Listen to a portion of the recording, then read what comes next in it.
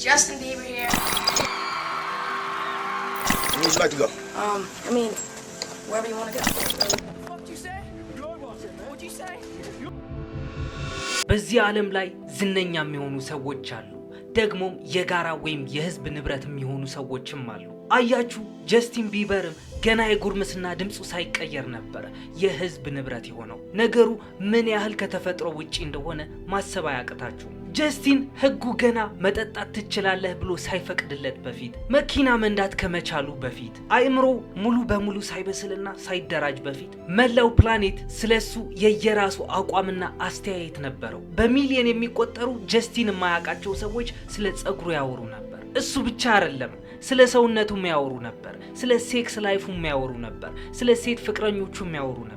እናም በሆነ መንገድ ዓለም ስኬታማና ሀብታም ስለሆነ ይህ ነገርማ ኖርማል ነው ብሎ ራሱን አሳምኗል። ጀስቲን ደከመኝ ሲል ሰዎች ይሳለቁበታል። ስሜቱን አውጥቶ በተናደደበት ሰዓት እንኳን ሰዎች የተቀማጠለና የተበሻቀጠ ልጅ ነው ይሉት ነበር። በቅርቡ ግን አንድ ነገር ተቀየረ። የኢንተርኔት ዓለም ለጥቂት ሰከንዶች በጀስቲን መሳለቁን አቆመና ቆም ብሎ ማሰብ ጀመረ። ስለ ጀስቲንም ለየት ያለ ጥያቄ ማንሳት ጀመረ። ነገር ግን በሱ ላይ የተከሰተው ነገር ምንድን ነበር? ምክንያቱም በድንገት የድሮዎቹ ቪዲዮዎች በድጋሚ መውጣት ጀመሩ። እድሜያቸው 30፣ 40 እና ከዛ በላይ የሆኑ ሰዎች ጀስቲንን ሲነካኩት የሚያሳይ ቪዲዮ ነው። ሲነካኩት ስላችሁ ደግሞ አላግባብና ካለ ቦታው ነበር። አንድን ታዳጊ ልጅ እንደ ህፃን ልጅ ከማየት ይልቅ እንደ ዕቃ ሲጠቀሙበት የሚያሳይ ቪዲዮ ነበር። ከዚያማ ያ ፓፍ ዳዲ የተባለ መሰሪው ሰውዬ ታሰረ። ሰዎችም በአንድ ወቅት ምንም ጉዳት የሌለባቸው ይመስሉ የነበሩ ቪዲዮዎች ደግመው መልሰው መመርመር ጀመሩ። ጀስቲን 15 ዓመቱ እያለ ከሻን ዲዲ ኮምብስ ጋር 48 ሰዓታት አብሮት ሲያሳልፍ የሚያሳይ ቪዲዮ። ታዳጊው ጀስቲን በባለስልጣናትና በሀያላን ወንዶች ዙሪያ በግልጽ ምቾት አጥቶ ሲጨነቅ የሚታይበት ምስል። አሸር ገና በ13 ዓመቱ ፓፊ ፍሌቨር ካምፕ ብሎ በጠራው ቦታ ውስጥ ከዲዲ ጋር አብሮ ይኖር እንደነበረ በግልጽ ሲያምን፣ እናም የጀስቲን ቢበር ህይወት ቀረብ ብለን ጠለቅ ብለን ማየት ስንጀምር አንዳንድ ስትሬንጅ የሆኑ ነገሮች ማግኘት እንጀምራለን። እናም እዚህ ፓርት ላይ ልብ ብላችሁ እንድታደምጡኝ እፈልጋለሁ። ይህ ቪዲዮ ማየት ሲጀምሩ ሁሌም እንደምንለው ላይክ ብላችሁ ጀምሩት። ሰብስክራይብ ያላደረጋችሁ ሰዎችም ሰብስክራይብ የምትለዋ በተን ጠቅ አድርጋችሁ ኮራ ብላችሁ የቻናሌ ቤተሰብ ሁኑ። እናም እዚህ ፓርት ላይ የቪዲዮአችን ስፖንሰር የሆነው የብራና መተግበሪያን ላስተዋውቃችሁ። ብራና መተግበሪያ ከ9ኛ እስከ 12ኛ ክፍል ላሉ ተማሪዎች በጥንቃቄ የተዘጋጀ ነው። ትምህርት ቤት ውስጥ የሚማሩበት መጻሕፍቶች በውስጡ የያዘ ነው። እነዚህ መጻሕፍቶች አንዴ ዳውንሎድ ከተደረጉ ኦፍላይን ይሰራሉ። መተግበሪያው የራሱ ኤአይ አሲስታንት አለው። ተማሪዎች የከበዳቸው ጥያቄ ካለ ኤአዩን መጠየቅ ይችላሉ። አንድ አንቀጽ ሲያነቡ የአንቀጹን ማጠቃለያ ብሎ ጥያቄ ያወጣላቸዋል። ኖትም ይይዝላቸዋል። አሳይመንቶችም ይሰጣቸዋል። የቋንቋ ችግር ያለበት ተማሪም እዚህ መተግበሪያ ላይ ሁነኛ የሆነ መፍትሄ ተገኝቶለታል። ይህ መተግበሪያ በ4 ቋንቋዎች ይሰራል።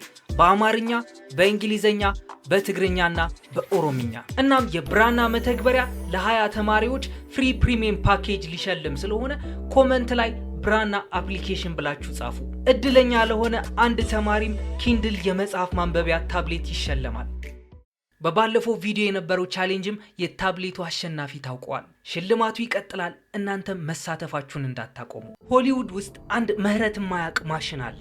ይህ ማሽን ደግሞ በብሪትኒ ስፒርስ ያጨካኝ የሆነ እርምጃ የወሰደ ማሽን ነው። ማይክል ጃክሰንም ህፃናት ደፍረሃል ተብሎ እንዲከሰስ በሰዎችም እንዲገለል ያደረገው ማሽን ነው። እነሱ ብቻ ግን አይደሉም። እነ ሊንዚ ሎሃን፣ መኮሌ ካልኪን፣ አማንዳ ባይንስ፣ ዴሚ ሎቫቶ፣ አሮን ካርተር እና በሌሎች ቁጥር ስፍር የሌላቸው ታዳጊዎች ላይ የጨከነው ያ ማሽን ነው የምላችሁ። ይህ ማሽን ህፃናቶቹን ይገነባቸዋል፣ ከዛም ይሸጣቸዋል፣ ከዛም ይሰብራቸዋል።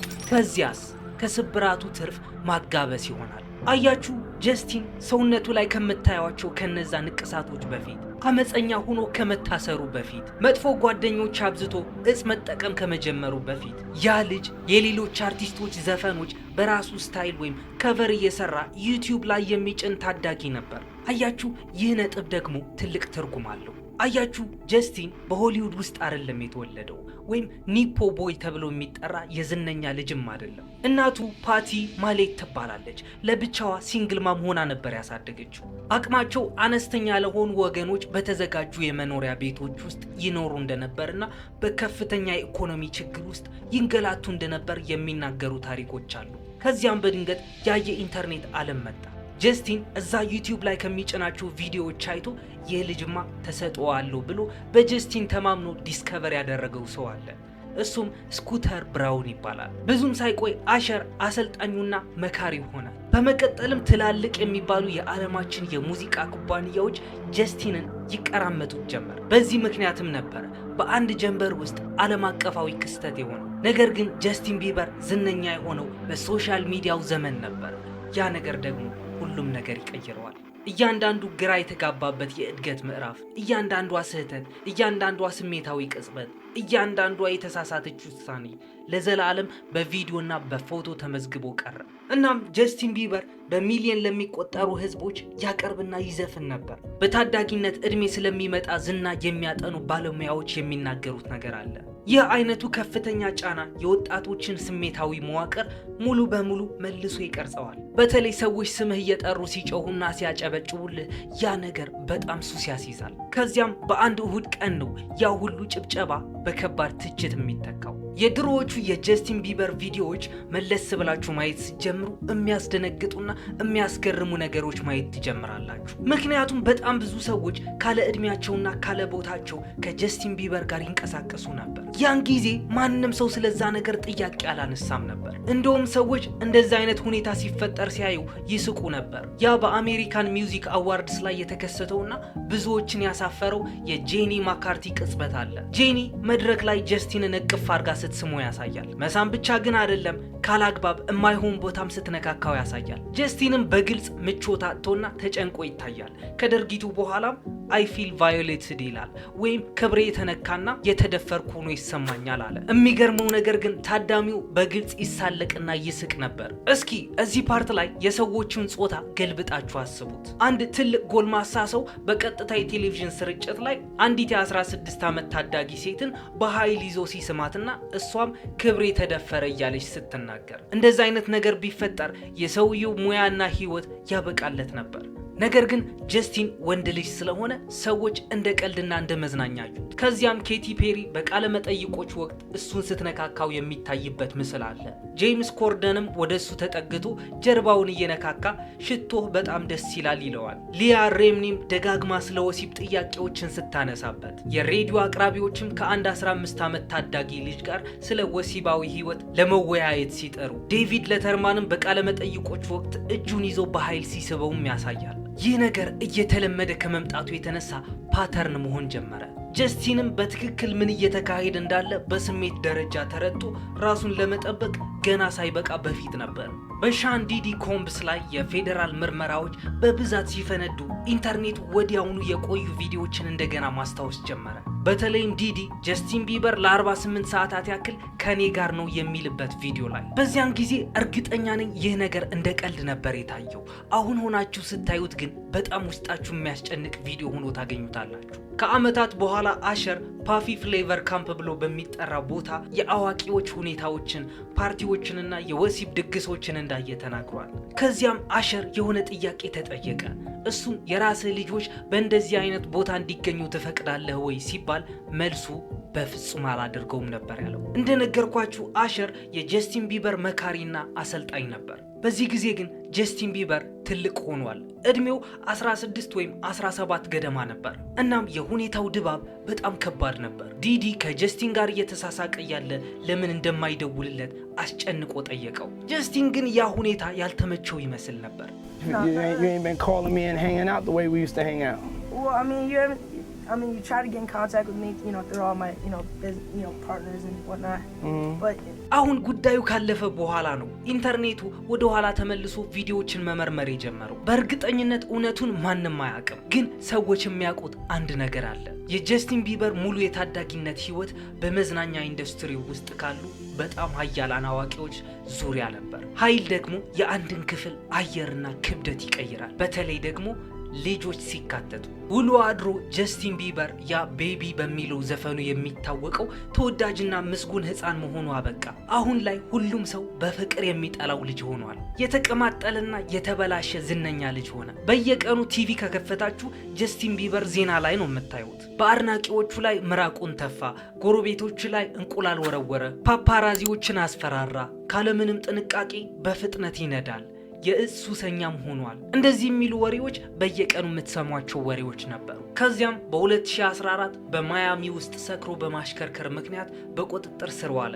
ያ እስር ቤት እንደገባ የተነሳው ማግሻትም ስለ ጀስቲን ቢበር ሰዎች የሚያስቡት የነበረው መጥፎ ነገር እውነት እንደሆነ አረጋገጠላቸው። ነገር ግን ሰዎች ትልቁ ምስል ችላ አሉት። በዝነኞች ዓለም ውስጥ ካለው እጅግ አስደናቂና አስፈሪ የሆነው መዋቅር አንድ ሰው ፌመስ ከሆነ እሱ ላይ የሚደረገው ትንኮሳና ማሳደድ ማህበረሰቡ ትክክል ነው ብሎ የሚያስብበት መንገድ ነው። ጀስቲን ቢበር ደግሞ የፓፓራዚዎች ዋና ኢላማ ሆነ። አደገኛ ስለነበር እኮ አይደለም፣ ነገር ግን ቁጡ ሆኖ ምላሽ ስለሚሰጥ ነበር። ይህ ነጥብ ደግሞ በጣም ወሳኝ ነው።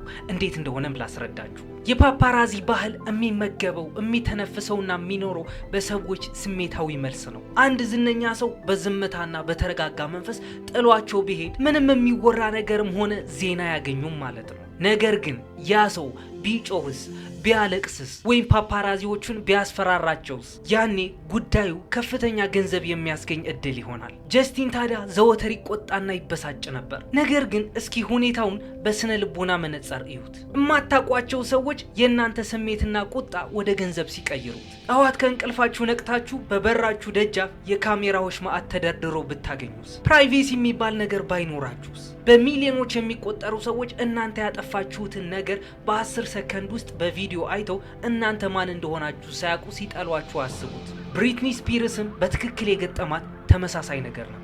ፓፓራዚዎች በአንድ ወቅት ብሪትኒን ያለ እረፍትና ያለ ማቆሚያ እንዴት ያሳድደዋት እንደነበር ይረሳሉ። ነገሩ እጅግ በርትቶባት መኪናን በጃንጥላ እስክትመታ ድረስ ነበር የሆነችው። ሚዲያዎች በዛን ሰዓት ብሪትኒ ስፒርስ ማአበደች እኮ ብለው ማውራት ጀመሩ። ከዓመታት በኋላ ግን ማህበረሰቡ መገንዘብ ጀመረ።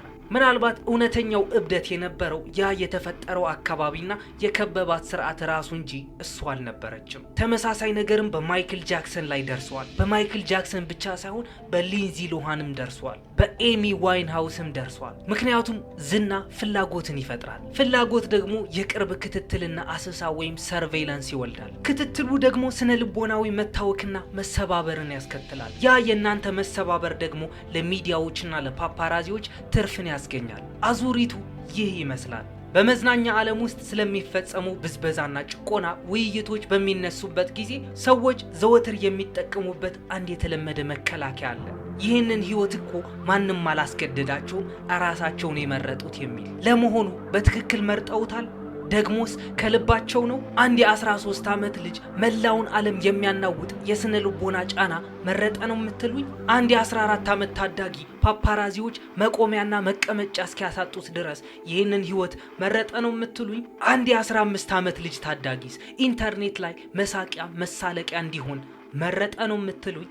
ህፃናት የድርጊቶቻቸውን የመጨረሻ መዘዝና ውጤት ሙሉ በሙሉ የመረዳት አቅም የላቸውም። ከዚያም የጤና እክሎች መጡ። ጀስቲን ቢበር በ2020 ላይ የላይም በሽታ እንዳለበት በይፋ ሚዲያ ላይ ወጥቶ ተናገረ። የላይም በሽታ የቆዳ መቆጣት ሲሆን ከሱ ጋር ተያይዞ ደግሞ አንዳንድ ምግቦች ስትበሏቸው መልሰው አለርጂክ ይሆኑባቸዋል። ይህ በሽታ አይ ቲንክ በመዥገር ንክሳት የሚመጣ ይመስለኛል። በመቀጠልም በ2022 የራምሴ ሃንት ሲንድረም የተባለው በሽታ ግማሽ ፊቱ ሽባ አደረገው። የሙዚቃ ጉዞዎችም ሰረዛቸው። በአካላዊ ሁኔታም እጅግ በጣም ዝሎና ተዳክሞ ታየ። የሚገርመው ነገር ግን ይህ እውነተኛና ግልጽ የሕክምና ቀውስ እንኳ በኢንተርኔት ላይ ለተለያዩ ግምቶች መነሻ ሆነ። ደክሞት የተነሳው ፎቶ እንኳን አይ ይህ ፎቶማ እጽ ከወሰደ በኋላ የተነሳው ነው ማለት ጀመሩ። የተሰማውን ስሜት አውጥቶ ያለቀሰበት እያንዳንዱ ቅጽበትም እንደ ሜንታል ብሬክዳውን ተደርገው ተቆጠሩ።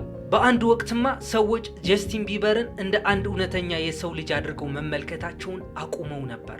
ጀስቲን ለነሱ እንደ ኮንተንት ነው። ይህ ደግሞ በጣም አደገኛ ነገር ነው። ጀስቲን ቢበር የብዙ ሰዎችን ልብ የሚነካ ንግግር ያደረገው ስለ ቢሊ አይሊሽ ያወራበት ጊዜ ላይ ነበር። በድንገት ነው ማልቀስ የጀመረው። ያ ዝነኞች ለእይታና ለኮንተንት ብለው የሚያደርጉት ፌክ ለቅሶ አይደለም፣ የእውነት ከልቡ ነበር ያለቀሰው። ቢሊ አይሊሽ ከዚህ ጨካኝ ኢንዱስትሪ ሊጠብቃትና ሊከላከልላት እንደሚፈልግ ተናገረ። እሱ ያለፈበትንና የቀመሰውን መከራ እሷ ደግማ እንዳታልፍበት ሲሞክርና ሲጠር ነበር። ግን ኢንዱስትሪው እሷን ከማበላሸት ወደ ኋላ አላለም። እናም በጥር ወር 2023 ላይ ጀስቲን በሙያ ህይወቱ ውስጥ ካደረጋቸው እጅግ አስደንጋጭ የንግድ ውሳኔዎች አንዱን ወሰነ። ገና በ28 እድሜው ሙሉ የሙዚቃ ካታሎጉን ወይም የሙዚቃ ባለቤትነት መብቱ በ$200 ሚሊዮን ሸጠው። የሸጠውም ሂፕኖሲስ ሶንግስ ካፒታል ለተባለ ድርጅት ነው። ይህ ድርጅት ደግሞ ብላክስቶን በተባለ ሌላ ድርጅት የሚደገፍ ነው። የሙዚቃ ኢንዱስትሪውም የጀስቲን ካታሎግ እንደተሸጠ በሰማ ጊዜ ጀስቲንን በጥርጣሬ አይን ይመለከቱት ጀመር። ምክንያቱም አብዛኞቹ አርቲስቶች ነው የምላችሁ የዘፈኖቻቸው ካታሎጎች የሚሸጡት እድሜያቸው 70 እና 80 ላይ ሲደርስ ነው። ለምሳሌ ቦብ ዲለን የሙዚቃ ካታሎጉን የሸጠው እድሜው 70 ላይ ሲደርስ ነበር። ብሩስ ስፕሪንግስተንም ካታሎጎቹን የሸጣቸው እድሜው በ70ዎቹ አጋማሽ ላይ ያለ ነበር። ጀስቲን ቢበር ግን ገና 30 ዓመቱ ሳይሞላው ካታሎጎቹ አውጥቶ ሸጣቸው። ይህ የንግድ ስምምነት ደግሞ ሙሉ በሙሉ ማለት ይቻላል እስከ 2022 ድረስ የለቀቃቸው የሙዚቃ ህትመት መብቶች፣ የተቀረጹ ድምጾችና የባለቤትነት ክፍያዎች ወይም ሮያሊቲስ የሚያካትት ሲሆን ይህም እንደ ቤቢ፣ ሶሪ፣ ላቭ ዮርሰልፍ፣ ፒችስ የተባሉ ዘፈኖች የያዘ ነበር። ከዛም ሰዎች ነጥቦችን ኮኔክት እያደረጉ እውነቱን መረዳት ጀመሩ። 2022 ጀስቲን ግማሽ ፊቱ ፓራላይዝ በሆነበት ሰዓት የሙዚቃ ጉዞውን ሙሉ በሙሉ ካንስል አድርጎት ነበር። ያ የጉዞ መሰረዝ ደግሞ ከፍተኛ የሆነ ኪሳራ አድርሶበት ነበር። የትልልቅ ስቴዲየም የሙዚቃ ጉዞዎች በሚፈርሱበት ጊዜ አርቲስቶች በዝግጅት ወጪዎች፣ ለሰራተኞች በሚከፈሉ ክፍያዎች፣ ከቦታዎች ጋር በተገቡ ውሎችና በቅድመ ክፍያዎች ምክንያት በ10 ሚሊዮኖች የሚቆጠሩ ዶላር ሊያጡ ይችላሉ። በተመሳሳይ ጊዜ ደግሞ ጀስቲን በጣም ውድና ቅንጡ የሆነ ላይፍ ስታይል ነበረው። የግል ጄቶች፣ የቅንጦት መኖሪያ ቤቶች፣ የደህንነት ጥበቃ ቡድኖች፣ የጉዞ ወጪዎችና ማቆሚያ የሌላቸው የዕለት ተዕለት ወጪዎች። ስለዚህ ያ በድንገት የተደረገው የካታሎጉ ሽያጭ በምክንያት የተደረገ እንደሆነ ሁሉም ሰው ግልጽ እየሆነለት መጣ። ምክንያቱም ጀስቲን ሰርቫይቫል ሞድ ውስጥ ገብቶ ነበረ። ለህልውናው ብሎ ትግል ውስጥ ገብቶ እንደነበረ ሁሉም ሰው ገብቶታል። 2026 የተደረገው የኮቼላ ኮንሰርት አይታችሁት ከሆነ ግን ጀስቲን መድረክ ላይ ወጥቶ ፐርፎርም በሚያደርግበት ሰዓት የድሮዎቹ ዘፈን እያመጣ አልነበረም ሲዘፈን የነበረው። እንደዛ ካደረገማ ሙዚቃዎቹ ራሱ ኦውን ስለማያደርጋቸው ኮቼላ ከከፈለው ብር አውጥቶ ካታሎጉ ለሸጠለት ድርጅት ይሰጣል ማለት ነው። እናም በኮቼላ መድረክ ያደረገው ነገር የድሮ የዩቲዩብ ቪዲዮዎች እያመጣ በላፕቶፑ ከፍቶ ሪአክት ሲያደርግ ነበር። እንደዚህ ለማድረግ ብቻ ደግሞ እስከ $10 ሚሊዮን እንደተከፈለው ይናገራል። በዚያን መድረክ ላይ ግን ፊቱ ላይ የሚታየው የደስታ ሳይሆን የቁጭትና የሐዘን ነበር። ምክንያቱም የሙዚቃን ካታሎግ መሸጥ ተራ የንግድ ስራ ብቻ አይደለም። ለአርቲስቶች እነዚያ ዘፈኖች ትውስታዎቻቸው ናቸው፣ ሙሉ የህይወታቸው ታሪክና ዘመናት ናቸው። ግን ደግሞ ጀስቲን በገባበት ሁሉ የምትገባ ከስሩ ማጠፋ ሚስት አለችው። ሄሊ ቢበር ትባላለች። ኦፍ ኮርስ አንዳንድ ሰዎች የሚናገሩት ነገር አለ። ሄሊ ቢበር ከሰሊና ጎሜዝ ቀምታ ነው ጀስቲንን የራሷ ያደረገችው ይላሉ። ነገር ግን የጀስቲንና የሄሊ ግንኙነት ፈጽሞ የነሱ ብቻ ሆኖ አያውቅም ነበር። የኢንተርኔት ዓለም ንብረት ነበር እንጂ። ገና ከመጀመሪያው ቀን ጀምሮ በሚሊዮኖች የሚቆጠሩ ሰዎች ሄሊን ከጀስቲን የቀድሞ ፍቅረኛ ከሴሊና ጎሜዝ ጋር ያነጻጽሯት ነበር። ስለዚህ ጉዳይ በሌላ ቪዲዮ በሰፊው እንደምንገናኝ ተስፋ አደርጋለሁ። ነገር ግን ሄሊ ቢበር ሴሊና ጎሜዝን ለመምሰል የማታደርገው ጥረት የለም። ከዚያም በድንገት የኢንተርኔቱ ዓለም አዲስ ትረካ ፈጠረ። ጀስቲን ቢበር ሙሉ በሙሉ ማንነቱ እንደጠፋበት፣ ሄሊ ደግሞ ትዳሩን አቅንታ የያዘች ምሰሶ እንደሆነች መቅረጽና መሳል ጀመሩ። በመቀጠልም ጀስቲን በኢንስታግራም ላይ የሚጭናቸው ስሜታዊ የሆኑ ጽሁፎች ትዳሩ እየፈረሰ ለመሆኑ እንደ ማስረጃ መቆጠር ጀመሩ። ደክሞት ከታየ፣ ሰፊ ልብስ ለብሶ ከታየ አይምሮ እየታወከ ነው አሉ። በአደባባይ በመጠኑ ተራርቆ ከታዩ ደግሞ ፍቺ ሊፈጽሙ እንደሆነ ትንቢት ይናገሩ ነበር። እስኪ ይህንን አስቡት። በሚሊዮኖች የሚቆጠሩ የማታውቋቸው ሰዎች ስለ እናንተ ትዳር እየሰነጣጠቁና እየበተኑ በሚተነትኑበት ሁኔታ ውስጥ ጤናማ ትዳር ለመገንባት ምን ያህል ከባድ እንደሚሆን የአይነቱ ከባድ ጫና ደግሞ ሰዎችን ይለውጣል። በተለይ ሙሉ ህይወቱን በቅርብ ክትትልና አስተሳሰር ያሳለፈውን ሰው። ምናልባትም ጀስቲንና ሄሊ በጣም ዝለውና ደክመው የሚታዩት በዚህ ምክንያት ሳይሆን አይቀርም። ምክንያቱም እነሱ እየታገሉ ያሉት ተራና መደበኛ የትዳር ችግሮችን ብቻ አይደለም። እነሱ የኢንተርኔትን ዓለም እየተዋጉ ነው እንጂ። እናም እስካሁን ድረስ የለፈለፍኩትን ነገር ከተመቻችሁ ኦፍ ኮርስ ይመቻችኋል። ይህን ቪዲዮ እስካሁን ድረስ ቁጭ ብላችሁ እያያችሁት ከሆነ ላይክ ያላደረጋችሁ ሰዎች እባካችሁ ላይክ አድርጉ። ሰብስክራይብ ያላደረጋችሁ ሰዎች ደግሞ ሰብስክራይብ የምትለዋን በተን ጠቅ አድርጋችሁ ኮራ ብላችሁ የቴድ ኢዮብ ቻናል ቤተሰብ ሁኑ። ቀጣይ ባበደ ስቶሪ እስክንገናኝ ድረስ ሰላማችሁን ያብዛልኝ። ይሜ